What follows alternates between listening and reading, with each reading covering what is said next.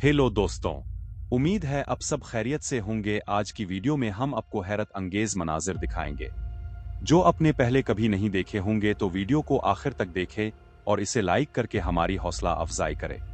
कभी सोचा है कि बैंक लुटने के लिए नागिन की जरूरत हो, ना निकाब की सिर्फ सिया जादू, एक खुश गुफ्तार अफ्रीकी और एक सादा लॉ बैंक मैनेजर काफी हूँ। आज की वीडियो में मैं आपको दुबई और सऊदी अरब की 3 ऐसी चोरियों की दास्तान सुनाने जा रहा हूं जिन पर यकीन करना मुश्किल है, मगर ये सब कुछ हकीकत में हुआ। कहानी का आगाज होता है अगस्त 1995 से, जब दुबई इस्लामी बैंक में एक अफ्रीकी शख्स बाबानी ससको मैनेजर अयूब से मिलता है और इस पर ऐसा जादू करता है कि वो बैंक के करोड़ों रुपए इसके हवाले कर देता है।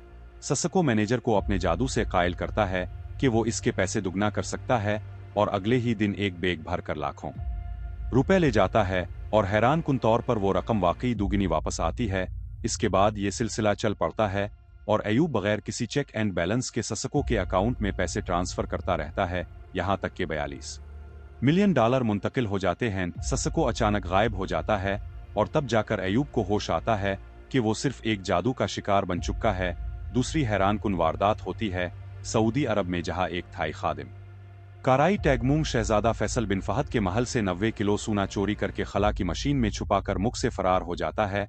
वो तमाम जेवरात थाईलैंड भेजकर बेच देता है और आज 35 साल बाद भी वो चोरी सऊदी हुकूमत के गिले की हड्डी बनी हुई है। और तीसरी वारदात इतनी जदीद और शातिर है कि इसे सुनकर आप दंग रह जाएंगे।